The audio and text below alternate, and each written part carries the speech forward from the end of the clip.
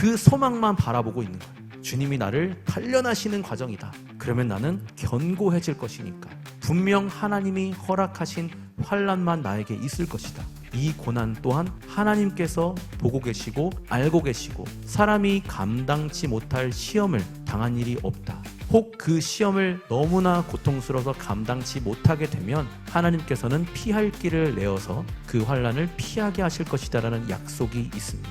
불순물들을 걸러내는 과정, 이것을 연단이라고 합니다. 하나님께 집중하지 못하게 하는 불순물들이 참 많은데 이것이 그냥은 안 없어진다는 거예요. 뜨거운 불 속에 들어갈 수밖에 없어요. 그러면 금은 녹아내리겠죠. 그러나 그 과정에서 불순물들이 빠져나갑니다. 하나님 왜 나한테 이런 환난을 주십니까? 이렇게 원망하는 것이 아니라 내 삶 속에 하나님께 집중하지 못하고 내 중심을 흐트러 놓는 수많은 것들이 이 불순물들이 내게 있는데 이 연단을 통해서 이것들이 빠져나가는 중이구나.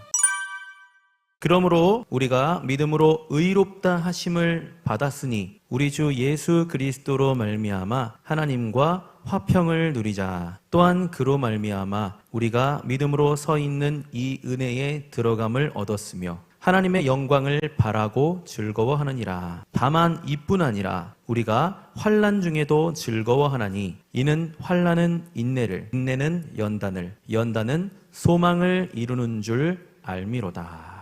아멘. 네, 한 절 한 절이 정말 귀하고 깊은 말씀입니다. 로마서는 제가 여러 번 말씀드렸지만 많은 사람들의 인생을 바꾼 성경권이에요. 여러분 아마 잘 아시는 존 스토트라는 분이 계신데 이분은 이렇게 얘기했어요. 로마서는 피상적 복음주의로부터 나를 구해줬다. 이렇게 얘기했고요. 마르틴 루터교회 창시자, 종교개혁자 마틴 루터는 나는 로마서를 통해 새롭게 태어났고 천국에 이르는 열린 문을 통과했다고 느꼈다. 이렇게 얘기했고요. 장로교회 창시자 존 칼뱅은 로마서는 성경 속에 깊숙이 숨겨져 있는 모든 보화들을 찾을 수 있게 해주는 입구다라고 얘기했습니다. 어거스틴, 우리가 작년에 설교를 들으신 분들은 기억하겠지만 집어서 읽어라 그 목소리에 로마서를 집어서 펼치면서 모든 의심의 그림자는 흩어졌다라고 고백을 했습니다. 로마서는 복음의 깊이가 남다른 책입니다. 그래서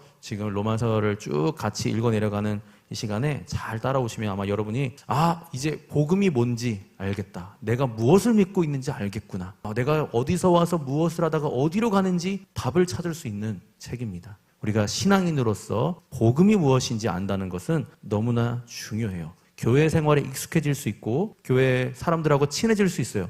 그러나 그것은 종교인일 수밖에 없어요. 신앙인은 복음이 무엇인지 알아야 되는 겁니다. 그래서 여러분 복음을 깨닫고 우리 지난 시간에 값없이 주시는 하나님의 선물로 인해서 우리는 일한 것이 없이 하나님의 은혜의 구원을 받은 자들이다. 우리 이렇게 고백하면서 흔들리지 말자 이렇게 같이 말씀을 드렸었어요. 그게 로마서 1장부터 4장까지의 주요 내용이었습니다. 그러니까 로마서 1장부터 4장까지는 우리의 구원이 값없이 아무 한 일 없이 하나님의 일방적인 은혜로 완성되었다라는 사실을 우리가 깨닫게 하는 부분이었어요. 근데 오늘부터 5장부터 8장까지는 이제 그러면 값없이 구원받은 당신은 하나님께 어떻게 반응하며 살아갈 것인가에 대한 문제입니다. 네, 구원을 값없이 받았잖아요. 그럼 여러분 입 싹 닦을 거예요? 그렇지 않죠? 먹튀할 거예요? 구원을 받았잖아요. 이렇게 큰 구원, 하나님의 하나밖에 없는 아들의 목숨으로 여러분을 살리신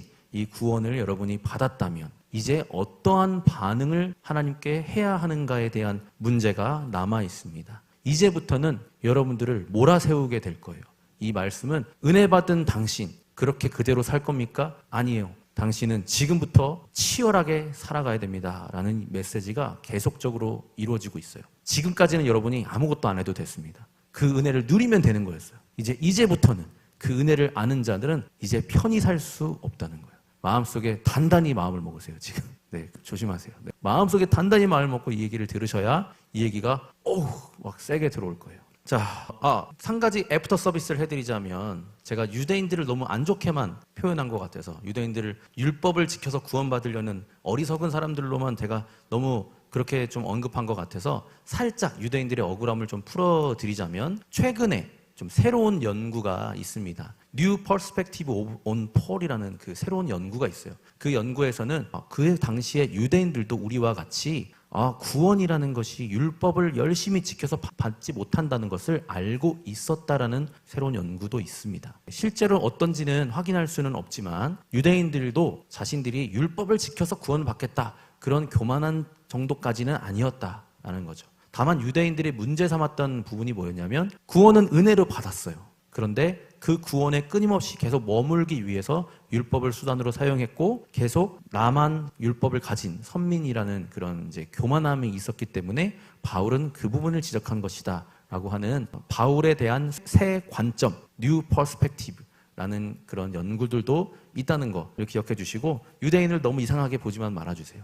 유대인들도 최선을 다했습니다. 한 가지 질문해 볼까요? 여러분, 율법을 100% 완벽히 지키는 것이 가능할까요? 불가능할까요? 제가 답을 그냥 바로 드릴게요. 가능해요. 성경에도 보면 내가 율법을 다 지켰나이다 예수님께 말하는 사람도 있었고, 바울도 나는 율법으로 흠이 없는 사람이다. 외형적으로 율법은 100% 완벽하게 지키는 것이 가능합니다. 굉장히 어렵긴 하지만 뼈를 깎는 고행을 하면 충분히 가능했던 거예요. 그래서 그런 것들 여러분 한번 배경에 까시고 이제 5장으로 들어가 보도록 하겠습니다. 그러면 1장부터 4장까지 그리스도인이 좀 수동적이에요. 그렇죠? 구원을 일방적으로 받았고 우리가 할 일이 없어. 일한 것이 없이 우리는 천국의 약속까지 받은 사람들이에요. 그러면 그리스도인들은 더 이상 아무것도 안 해도 되는가? 라는 질문을 우리가 할 수 있게 됩니다. 이제부터는 땅에 사는 하늘뱅으로서 살아내기 힘든 고난과 역경이 우리를 기다리고 있다는 사실입니다. 그러나 다행인 것은 첫 번째, 우리에게는 깊고 영원한 기쁨이 있다는 것. 두 번째, 우리 안에 계시는 성령님이 우리와 영원히 함께 하신다는 것을 우리가 기억할 수는 있습니다. 죄인인 우리가 어떻게 하나님의 자녀가 되는가에 대해서 우리가 충분히 들었어요. 법적으로 하나님의 자녀가 되었지만 그렇다고 자녀다운 사람인가? 라는 질문에는 물음표가 있는 거예요. 그렇죠? 법적으로는 우리가 자녀일 수 있지만 그러면 자녀답게 살고 있는가는 또 다른 문제라는 거죠. 하지만 여러분이 두려워하지 않아야 될 것은 법적으로는 확실히 여러분은 하나님의 자녀라는 것. 그것은 행위에 의하지 않고 여러분의 감정의 요동에 의하지 않고 하나님의 일방적인 은혜에 이루어진 것이기 때문에 여러분은 하나님의 자녀가 맞습니다. 우리의 DNA 속에는 육신의 생존 본능이 들어있기 때문에 우리는 하나님 나라, 영원한 영적인 나라에 소속이 되어 있기는 하지만 여전히 우리는 땅의 습성이 남아 있어요. 여러분, 아담을 무엇으로 지었다고 되어 있죠? 흙으로 지었다고 되어 있잖아요. 근데 원문에는 흙이 아니고 흙 위에 바람에 날아다니는 먼지, 더스트로 지었다고 되어 있어요. 그러니까 하나님이 흙을 뭉쳐서 진흙으로 만들어서 지으신 것이 아니라 진짜 의미 없는 먼지 쪼가리를 갖다가 이렇게 얼기설기해서 여러분을 만드신 거예요. 그러니까 우리는 정말 하나님 앞에 먼지와도 같은 존재다라는 거죠. 그렇기 때문에 우리의 속성은 항상 땅을 향해 있고 우리의 육신이 조금 더 안락하게 사는 것에 집중되어 있어요. 근데 그런 사람이 법적으로 하나님의 자녀가 되었으니까 많은 것이 부딪히겠죠. 땅에 속한 자로서 하늘에 속한 자처럼 살아가는 것이 쉬운 일이 아닙니다. 이제부터는 고생길이 열려 있어요. 그러나 이 고생이 힘들고 괴롭기만 한 것이 아니라는 거죠. 자, 1절을 보겠습니다. 로마서 5장 1절. 그러므로 우리가 믿음으로 의롭다 하심을 받았으니 우리 주 예수 그리스도로 말미암아 하나님과 화평을 누리자라고 되어 있습니다. 자, 믿음으로 의롭다 하심을 입었어요. 이게 1장부터 4장까지의 이야기였습니다. 자, 입었으니 십자가로 완료된 이 과거의 사건이 현재 우리에게 적용되었습니다. 믿음으로 적용되었어요. 그래서 우리는 현재 하나님 나라에 소속이 되었습니다. 단순히 죄를 없애주신 것으로 끝난 것이 아니라 하나님과 관계 회복, 자, 하나님으로 더불어 화평을 누리자. 여기 이 화평도 우리가 기억나실 거예요. 에이레네 이 화평입니다. 뭘까요? 하나님과 우리가 화해했다는 거예요. 화해. 그래서 우리는 믿음으로 의롭다 하심을 입고 이제 하나님과 화해한 사이가 되었습니다. 헬라어로는 에고, 히브리어로는 샬롬이라고 하죠. 2절을 보겠습니다. 또한 그로 말미암아 우리가 믿음으로 서 있는 이 은혜에 들어감을 얻었으며 하나님의 영광을 바라고 즐거워하느니라. 믿음으로 서 있는 이 은혜, 이게 무슨 뜻일까요? 믿음으로 서 있는 이 은혜. 여러분, 제가 한번 알아보니까 사람이 똑바로 이렇게 서 있으려면 끊임없는 인체의 작용이 있어야만 서 있을 수 있어요. 서 있는다는 게 굉장히 단순한 일 같지만 쉽지 않는다는 거죠. 우리 귀 속에 있는 자이로스코프 같은 역할을 하는 전정기관이 계속 끊임없이 시각 정보와 모든 정보를 처리해서 내가 기울어지고 있는지 똑바로 서 있는지를 체크를 계속하면서 우리 다리 근육 쪽에, 몸에 있는 근육 쪽에 전기 신호를 계속 보냅니다. 오른쪽으로 삐뚤어졌다, 왼쪽으로 삐뚤어졌다. 계속 전기 신호를 보내서 우리가 계속 똑바로 서 있을 수 있게 해주시는 거예요. 그러니까 서 있는다는 것 자체가 그냥 서 있는 것이 아니라 쉽지 않습니다. 끊임없는 넘어짐을 극복해내야만 계속 서 있을 수 있는 거예요. 은혜 위에 서 있는 것, 믿음 위에 서 있는다는 것은 가만히 있는 것이 아니라 치열하게 힘쓰고 애써서 서 있기 위해서 힘써야 된다는 거예요. 여러분, 하나님이 여러분을 세워주셨는데 이제 여러분이 서 있기 위해서는 여러분은 끊임없이 치열하게 살아가야 된다는 거예요. 말씀을 읽는 일, 기도를 하는 일, 하나님께 예배드리고 찬양하는 일, 모든 일들이 서 있기 위한 몸부림인 거예요. 그러니까 그리스도인들은 수동적인 존재가 아니라 역동적인 존재이고 끊임없이 앞으로 달려나가야 될 존재라는 숙제가 우리에게 주어진 겁니다. 자, 하나님의 영광을 바라고, 이것은 끊임없이 결단하고 의지를 발휘해서 십자가의 은혜를 붙잡는 거예요. 말씀을 묵상하고 기도하고 찬양하고 예배에 참여하고 신앙의 교제와 목장 모임을 나누는 모든 행동들 하나하나가 믿음에 서 있도록 붙잡아주는 방편이 되는 겁니다. 4장까지 우리는 은혜로 구원을 받았지만 이것을 믿음으로 붙잡고 흔들리지 않도록 치열하게 힘쓰는 일은 이제 우리에게 주어진 몫입니다. 우리가 아무 공로 없이 은혜 받은 것 기쁜 일이죠. 즐거움입니다. 여기서 하나님의 영광을 바라고 즐거워한다라는 말이 무슨 뜻이냐면 원문에는 카우코메타라고 되어 있어요. 이것은 뭐냐면 그냥 즐거운 감정이 아니라 자랑하다라는 뜻에 가깝습니다. 자랑하다. 구원 티켓을 쥐고 가만히 있으라는 것이 아닙니다. 의지를 발동하고 결단하여 이제는 하나님을 자랑해야 되는 겁니다. 하나님께서 그렇게 하셨다고 자랑하고 찬양하고 경배하고 예배하는 것이 은혜 받은 자의 마땅한 반응이라는 거죠. 하나님의 영광이란 무엇일까요? 하나님의 영광, 굉장히 추상적이죠. 2002년 월드컵 보지 못한 분들이 훨씬 많겠지만 박지성이 골을 넣었어요. 안정환이 골을 넣었어요. 그런데 뉴스 기자들은 박지성과 안정환도 칭찬했지만 누구를 칭찬했을까요? 히딩크라는 감독을 칭찬했다는 거죠. 감독은 양복 입고 아무것도 안 했어요. 근데 골을 넣은 건 박지성인데 왜 감독을 칭찬할까요? 그를 지도한 그 감독의 능력에 박수를 보내는 거예요. 우리가 잘 살아가면 하나님이 칭찬을 받으시는 거예요. 그게 영광, 하나님의 영광입니다. 3절을 보겠습니다. 다만 이뿐 아니라 우리가 환난 중에도 즐거워하나니 이는 환난은 인내를. 이 말씀을 계속 참 젊은 시절부터 말씀을 많이 봤는데 참 쉽게 마음속에 이렇게 읽기에 어려운 말씀인 것 같아요. 우리가 환난을 좋아하는 사람은 아무도 없어요. 그래서 이 말씀을 읽을 때마다 덜컥 겁이 납니다. 환난. 근데 환난 중에 즐거워한다고?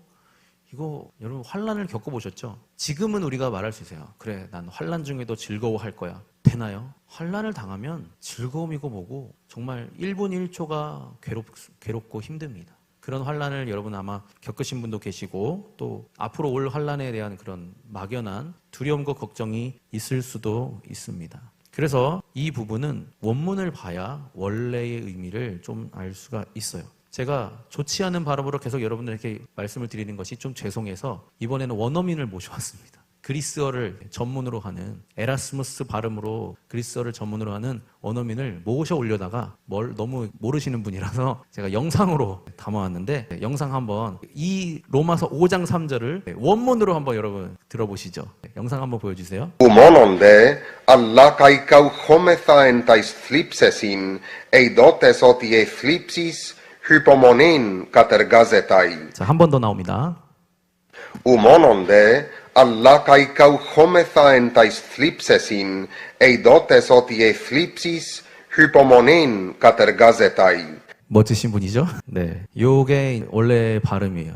네, 쉽지 않죠? 그렇습니다. 몇 가지 이렇게 설명을 한번 드려볼게요. 우모논데 알라카이 카오코메타 엔타이스 틀립세신 에이토테스 호티헤 모넨 가세르가세타이 이렇게 나오죠. 우모논데는 다만 이뿐 아니라로 번역이 되어 있고요. 자, 카우코메타가 나옵니다. 아까 위에서 잠깐 언급을 해드렸는데 즐거워하다라는 뜻보다는 자랑하다에 가까운 뜻이에요. 카우코메타, 엔타이스틀립세신. 이 틀립시스라는 말은 여러분 이 고난이라고 번역된 이 말을 그냥 고난, 뭐 환란 이렇게 생각하겠지만 이 의미가 굉장히 끔찍합니다. 포도를 포도주 틀에 넣고 쥐어짜서 국물 한 방울까지 다 짜내는 거예요. 그럼 포도는 거의 껍데기만 남은 완전 이렇게 되는 거죠. 납작하게. 그게 여러분이라고 생각해 보세요. 여러분이 그 포도라고 생각해 보세요. 고난이라는 건 그런 겁니다. 포도즙 틀에 들어간 포도처럼 쥐어짜져서 피 한 방울 안 남기고 짜지는 거예요. 얼마나 고통스럽겠어요. 그렇죠? 그것이 환란인 겁니다. 이 짓이겨지는 거예요. 엄청난 고난. 에이도테스는 알기 때문에 머리로만이 아니라 나는 당신은 확실히 경험하고 알고 있습니다. 무엇을? 헤틀립시스, 그 엄청난 고난. 그래서 휘포모넨이라고 나오는데 여기서 인내라고 돼 있죠. 이게 뭐냐면 휘포는 뭐뭐 아래라는 뜻이에요. 그리고 모넨은 어디에 머물러 있다. 그러니까 무거운 짐이 위에 있고 그 아래에 계속 그 짐을 떠받치고 머물러 있는 거예요. 벗어나지 못하고 머물러 있는 거예요. 근데 피하지 않아요. 그래서 이거를 인내라고 번역한 거예요. 계속 여러분에게 무거운 짐이 지워져 있는데 여러분이 그것을 피하지 않고 버텨내는 것. 이것을 휘포모넨, 인내라고 생각하는 겁니다. 그러니까 포도주 즙을 짜듯이 고난을 당하는 환란을 당하면 그 환란이 무엇으로 이어지느냐? 인내로 이어지는데 여러분이 견고해진다는 거예요. 환란을 당하고 나면 여러분 등에 무거운 짐을 짊어지게 하고 여러분을 쓰러뜨리려 해도 여러분이 쓰러지지 않고 버텨내는 거예요. 그런 사람이 되어진다는 거죠. 환란을 겪은 자에게. 그래서 환란 중에도 자랑을 할 수 있다. 환란조차도 자랑할 수 있다. 왜? 지금 이 환란은 괴롭고 고통스럽지만 내가 이 환란을 통과하고 나면 나에게는 휘포모넨, 나에게는 인내라는 덕목을 하나님이 선물로 주실 것이다. 그러면 나는 쉽게 쓰러지지 않는 존재가 될 것이다. 라는 소망을 가지고 환란을 견뎌내는 거예요. 못 견뎌요. 근데 견뎌내는 거예요. 어차피 피할 수가 없기 때문에 그 소망만 바라보고 있는 거예요. 주님이 나를 단련하시는 과정이다. 그러면 나는 견고해질 것이니까 분명 하나님이 허락하신 환란만 나에게 있을 것이다. 이러니 이 고난 또한 하나님께서 보고 계시고 알고 계시고 더 큰 그림으로 본다면 하나님이 허락하신 환란일 것이다. 그래서 성경에 그런 말 있죠. 사람이 감당치 못할 시험을 당한 일이 없다. 혹 그 시험을 너무나 고통스러워서 감당치 못하게 되면 하나님께서는 피할 길을 내어서 그 환란을 피하게 하실 것이다라는 약속이 있습니다. 여러분이 환란을 당하는 일 피할 수 없지만 그 환란 중에도 자랑할 수 있다라는 겁니다. 우리가 스스로 영적 훈련을 하려고 하지 않는다 해도 환란을 통해서 억지로라도 우리에게 인내를 가르치시는 그런 시간들도 있을 수 있어요. 항상 그런 건 아니지만 그럴 수 있습니다. 그렇다면 여러분이 환란을 좀 덜 당하고 싶다 한다면 어떻게 해야 되겠어요? 여러분 스스로 영적 훈련에 돌입하시면 됩니다. 그렇죠? 누군가 나를 매를 때리려고 하는데 내가 먼저 맞고 있어. 그러면 안 때리는 거예요. 제가 스스로 맞고 있네? 근데 자꾸 안 맞으려 그래. 그래? 저대로 두면 너무 허약한 존재인 거예요. 영적 훈련이 하나도 안 돼 있는 거예요. 훈련이 되어 있는 사람은 환란을 당해도 그냥 가는 거예요. 아파도 가고. 근데 영적 훈련이 아직은 안 되어 있는 사람들은 쉽게 흔들린단 말이에요. 그런데 환란을 겪었어. 온갖 고난을 다 겪었어. 하나님밖에 없구나. 막 그렇게 막 변화되고 나면 뭔가 이제는 막 하나님께 나아가는 일이 내 생명보다 귀하게 느껴질 때가 있다라는 거죠. 그렇게 여러분을 깊은 곳으로 인도하시기 위해서 때로는 환란도 있습니다. 그 다음에 카제르 카제타, 이룬다라는 의미예요. 결과를 끝까지 성취해내고 지속적으로 산출해내는 이 과정 전체를 다 이야기해요. 현재 시제입니다. 환란이 지금 이 순간에도 우리 안에서 인내를 끊임없이 빚어내고 있는 거예요. 신자가 겪는 어떤 환란도 무의미하거나 우연이 아닙니다. 오직 하나님의 절대적인 주권과 섭리 아래 있음을 강조하고 있습니다. 하나님은 성도를 거룩하게 만드시려는 뚜렷한 목적을 가지고 환란을 도구로 사용하십니다. 이 과정을 통해 궁극적으로 성도의 구원을 완성해 가십니다. 팀 켈러, 당신을 위한 로마서에는 이런 이야기가 있어요. 이것은 환난을 즐기라는 뜻은 아닙니다. 환난을 즐기는 사람은 자기 학대를 하는 사람입니다. 어떤 사람들은 죄책감을 극복하기 위해서 일부러 환난을 겪어 자신에게 벌을 주기도 합니다. 그러나 이것은 잘못된 것입니다. 이들은 평탄하게 살아온 사람들을 보며 그들이 환난을 겪지 않았기 때문에 피상적이고 감사할 줄 모른다고 생각하며 우월감을 느낀다. 여기서도 죄성이 나타나요. 환난을 겪었는데 고생 많이 안 해본 사람들, 너는 내가 한 고생 안 해봤지? 그거 가지고 또 우월감을 느낀다는 거예요. 우리는 그럴 이유가 없어요. 그렇죠? 행위로 의롭게 된다는 또 다른 형태로 이용되는 환난이 있는 겁니다. 자신들이 힘들었기 때문에 야, 나 때 군대는 장난 아니었어. 너 때는 뭐 캠핑이지? 예보나? 그런 얘기 들을 때 얘기하세요. 당신은 교만한 자입니다. 네, 그렇습니다. 자신이 당한 환난에 대해서 그런 식으로 자랑하는 것은 좋지 않습니다. 그래서 자신이 힘들었기 때문에 하나님의 인정과 은혜를 받을 자격이 있다고 느낀다. 이거는 고행이에요, 고행. 이것 또한 잘못된 신앙인 거죠. 어쨌든 그리스도인들은 환난 가운데도 자랑합니다. 환난 자체는 기쁨이 없지만 즐거움은 감정이 아니라 자랑이기 때문에 그렇습니다. 인스타를 보면 자신이 조금 남들보다 잘생기거나 예쁘다, 아니면 키가 크거나 그렇다면 얼박샷을 올리는 사람들이 있습니다. 그러면 그들을 보면서 저 사람은 참 예쁘게 생겼네, 저 사람은 참 잘생겼네, 좋아요도 막 몇천 개씩 달려있네 하면서 비교의식을 느낀다는 거예요. 저도 가끔 인스타 보다 보면은 그러더라고요. 아무것도 한 게 없어. 그냥 자기 얼굴 찍어서 올렸는데 좋아요가 왜 이렇게 많아? 도대체 이 사람은 뭘 한 거야? 타고난 거잖아요. 그냥 얼굴 잘생겨 자기가 잘한 거 아니잖아요. 네, 갑자기 화가 났는데 그렇습니다. 그래서 그걸 보면서 우리가 스스로를 비교한다라는 거죠. 어떤 사람은 돈 자랑하고 어떤 사람은 직장을 자랑하고 지식을 자랑합니다. 우리는 끊임없이 비교를 합니다. 그러나 그리스도인들은 하나님을 자랑하고 하나님의 영광을 닮아가기를 소망하는 자들입니다. 4절 보겠습니다. 인내는 이 인내에서 연단을 이룬다. 인내는 연단은 소망을 이루는 줄 알미로다. 자, 이 연단, 도키메라고 되어 있는 이 연단이라는 게 이렇게 설명하면 가장 맞아요. 금을 만들기 위해서 많은 불순물들이 있겠죠. 그러면 뜨거운 열 속에 넣어서 녹여서 불순물들을 걸러내는 과정, 이것을 연단이라고 합니다. 우리의 삶 속에서 하나님께 집중하지 못하게 하는 불순물들이 참 많은데 이것이 그냥은 안 없어진다는 거예요. 자, 그 원석 속에 많은 불순물들이 존재해요. 24K 순금이 되기 위해서 이 금을 연단하고 또 연단해서 하려면 뜨거운 불 속에 들어갈 수밖에 없어요. 그러면 금은 녹아내리겠죠. 그러나 그 과정에서 불순물들이 빠져나갑니다. 여러분이 환난을 당하는 그 순간에 기억하고 붙잡아야 될 것은 하나님 왜 나한테 이런 환난을 주십니까? 하나님 죽으셨습니까? 이렇게 원망하는 것이 아니라 내 삶 속에 하나님께 집중하지 못하고 내 중심을 흐트러 놓는 수많은 것들이 이 불순물들이 내게 있는데 이 연단을 통해서 이것들이 빠져나가는 중이구나. 경험하신 분들은 이게 무슨 말인지 아실 거예요. 저도 그랬던 것 같아요. 젊은 날의 그런 혈기 속에서 하나님을 잘 섬기고 싶은데 안 돼요. 너무 젊으니까. 하고 싶은 게 얼마나 많고 즐기고 싶은 게 얼마나 많습니까? 오직 주님만 바라본다는 것이 머릿속에는 있는데 안 따라주는 거예요.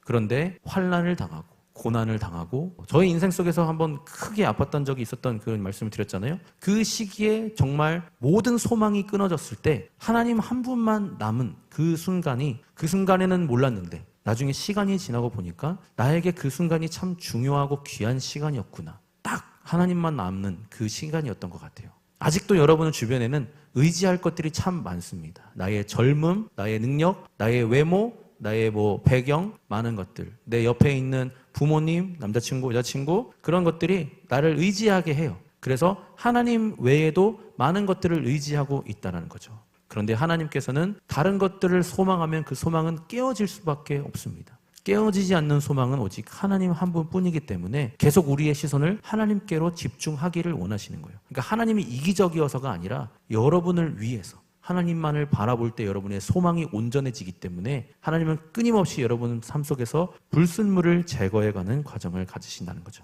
존 웨슬리는 이렇게 말했습니다. 고난도 하나님이 역사하시는 은총의 과정 중 하나이다. 그것은 우리를 성화와 완전으로 이끌기 때문이다. 칼 바르트는 연단은 수양이나 인격적 수행이 아니다. 그것은 인간적인 의지나 종교적 가능성이 철저히 부서지고 인간의 가능성이 끝난 자리에 밖으로부터 주어지는 하나님의 구원 사건에 대한 전적인 의탁이다. 말이 어렵지만 결국 하나님의 구원만을 바라게 된다는 거예요. 환난을 통해서. 그래서 연단을 이룬다는 거죠. 자, 연단은 무엇을 이룬다? 소망을 이룬다. 이게 마지막이에요. 소망은 엘피스입니다. 소망은 세상 사람들이 말하는 막연한 기대나 바람이 아닙니다. 세상의 소망은 불확실합니다. 내일 비가 안 왔으면 좋겠다. 그것을 소망할 수 있어요. 하지만 내일 비가 내릴 수도 있죠. 그것은 깨어질 수 있습니다. 그러나 예수 그리스도를 통해 주어질 하나님의 영광에 참여하게 될 것이라는 이 확신에 찬 기대, confident expectation, 확실한 자신감 있는 예상, 기대, 이것은 부활이라는 팩트라는 사실에 근거한 소망이에요. 그러니까 흔들림이 없을 수 있다는 겁니다. 팩트에 근거한 소망은 흔들리지 않고 깨어지지 않습니다. 예수님이 죽으시고 부활하셨기 때문에 그 사실에 근거한 소망은 우리를 장차 다가올 하나님의 영광으로 이끌어 주신다는 사실입니다. 그래서 환난을 당하시는 분들이 있을 수 있고 환난을 당할까 봐 걱정하시는 분들이 있을 수 있어요. 살아가다 보면 견디기 힘든 순간들이 있습니다. 그래서 이번 주에 청년들을 이렇게 몇 명 만났는데 참 어려운 순간들을 보내고 있는 청년들도 있고 또 사랑하는 가족이 어려운 지경에 빠져있는 그런 가슴 아픈 순간들을 지나가고 있는 청년들도 있는 것 같아요. 그런데 그런 청년들에게 어떤 위로를 할 수 있겠어요? 그렇죠? 네, 그러나 그 모든 과정이 우연이 아니라는 것, 하나님의 선하신 계획 아래 있다는 것을 믿고 소망을 붙잡는 겁니다. 마침 살던